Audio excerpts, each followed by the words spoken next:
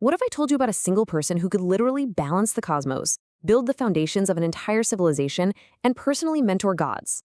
It sounds like something out of a blockbuster movie, right? Well, today we're diving deep into the extraordinary legacy of the sage Agastya.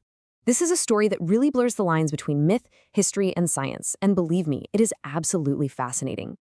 All right, so here's how we're going to unpack this incredible story. We're going to look at Agastya through 4 key lenses. First up, we'll see him as the cosmic balancer. Then, we'll explore his work as a visionary civilizational architect. After that, we'll dive into his profound role as a spiritual master. And finally, we'll touch on the mystery of his immortal presence. Let's get into it. So let's kick things off with Agastya's first, and you could argue his grandest role. I want you to picture this. The entire universe is thrown completely out of whack. Seriously, before Agastya's mission on Earth, the cosmos was in this state of energetic chaos. The northern hemisphere was so jam-packed with divine energy, from all the rituals and gatherings of gods and sages, that it was literally, physically tilting the world off its axis. This wasn't just a small problem, it was a full-blown cosmic crisis. This imbalance created something called a metaphysical tilt. It's this huge symbolic and energetic wobble in the world. So faced with this dilemma, the gods all get together for a celestial council meeting. And they pretty quickly realized that to fix this, they didn't just need someone powerful. They needed someone with a very specific and incredibly rare set of skills. They needed someone with just profound yogic mastery to handle these immense energies. They needed cosmic authority, so everyone, gods and mortals alike, would respect their command. They needed this quality of compassionate firmness, to make big changes without causing harm. They also needed deep scientific insight to understand the mechanics of the universe itself. And of course, perfect spiritual equilibrium to be the anchor of balance. And guess what? The only being in existence who had all of these qualities was the sage Agastya. Now, this is a really crucial point. Agastya wasn't just another human sage. You have to think of him more like a cosmic intelligence, a consciousness that existed long before our civilizations. His arrival on Earth, it wasn't a birth in the normal sense. It was a mission. It was a deliberate act to restore harmony. And that right there is the key to understanding him. He's a balancer of worlds, a living bridge between the divine and the earthly. Okay, now for one of his most famous, most mind-boggling legends, the time he drank the ocean.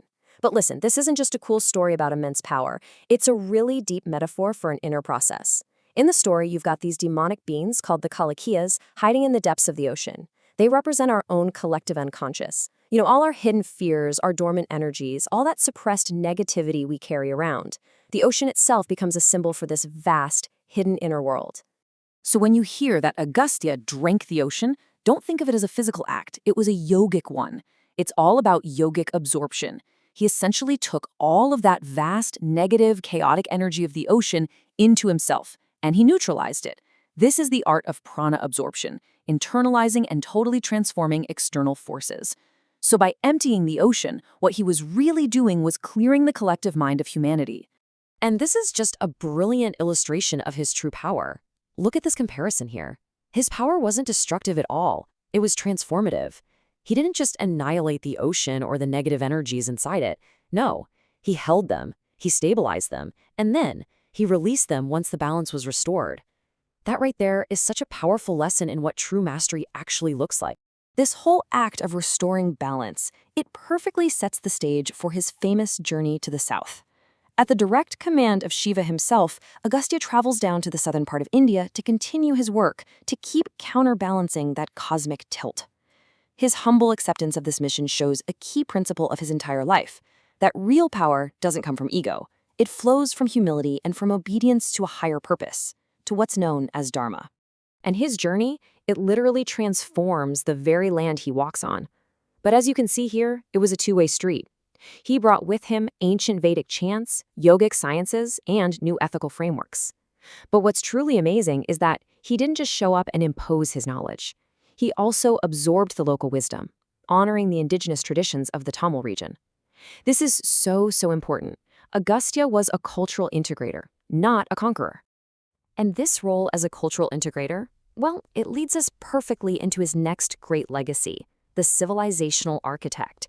Because his journey wasn't just about restoring balance, it was about laying the very foundations upon which science, medicine, and culture could be built for generations to come. Now, this is where things get really fascinating. Agastya is credited as the founder of the Tamil Siddha lineage. And this wasn't just some philosophical school. It was an incredibly advanced tradition that blended what we would now call alchemy, medicine, yoga, and these sophisticated sciences, all dedicated to longevity and mastering the body's subtle energies. And from this powerful lineage came the legendary 18 Siddhas. These were disciples trained by Agastya himself. And as you can see, they were masters of what we might think of as supernatural abilities. Kaya Siddhi, which is complete mastery over the physical body. Vayu Siddhi, total control over the breath and life force energy. Jnana Siddhi, the direct realization of ultimate truth. And Rasayana, the sacred science of alchemy and rejuvenation. Just incredible stuff. Can you just imagine these ancient laboratories where Agastya was experimenting with rare herbs and minerals? At the absolute heart of all his scientific and medical work was this one profound understanding that the human body is a perfect microcosm of the entire universe. This single idea, it is the key that unlocks so much of ancient science, of Ayurveda, of yogic physiology. The idea that everything that exists out there in the cosmos also exists right here inside of us. But his architectural work wasn't just in science, it extended to culture and language too. He's actually credited with shaping early Tamil grammar, creating a foundational text that standardized the language. So you can think of him as a linguistic bridge, forging a common framework so that this deep spiritual knowledge could be shared accurately and, most importantly, preserved for all future generations. So he was an architect of civilizations, a scientist, a linguist, but on top of all that, he was a profound spiritual master, a mentor who was sought out by gods, by kings, and by everyday people looking for answers. This next phase of his story is just this rich tapestry of his divine encounters and his teachings. You know, maybe his most significant mentorship was with Rama himself during the epic of the Ramayana. At a crucial, desperate moment in the battle, Agastya just appears. And he doesn't just give Rama weapons, he imparts the Aditya Hridayam, a powerful hymn for invoking inner strength, and gives him critical guidance on righteous warfare. This wasn't just tactical advice. It was a deep lesson in dharma and leadership that helps shape the destiny of an entire civilization. So what were his core spiritual teachings? Well, they centered on practices you've probably heard of, like pranayama, or breath control, and kundalini awakening. But at the heart of it all was always balance, the balance between action and stillness, between knowledge and humility. He also taught incredibly advanced concepts like mastering the 72,000 nadis, or subtle energy channels in the body, and how to awaken the Agni, the sacred inner fire that exists within all of us. And this brings us to the most mind-bending part of his story, his immortal presence. This final section explores the belief that Agastya isn't just some figure from the distant past. He's considered a living force, a consciousness that is accessible to us right here and right now. He is believed to be what's known as a Chiranjeevi, an immortal sage. This is a profound concept. It means he transcended physical death and continues to guide humanity from the subtle realms. He is a timeless presence, still active in our world today. So how does he guide people today? Well, one belief is through something called Nadi astrology, which is a unique form of divination said to contain pre-written destinies that he foresaw ages ago. He's also seen as a protector of dharma, or cosmic order, especially in our current age, the Kali Yuga. The ultimate idea here is that great sages like him exist as these vast consciousness fields that we can actually tap into through deep devotion, meditation, and inner purity.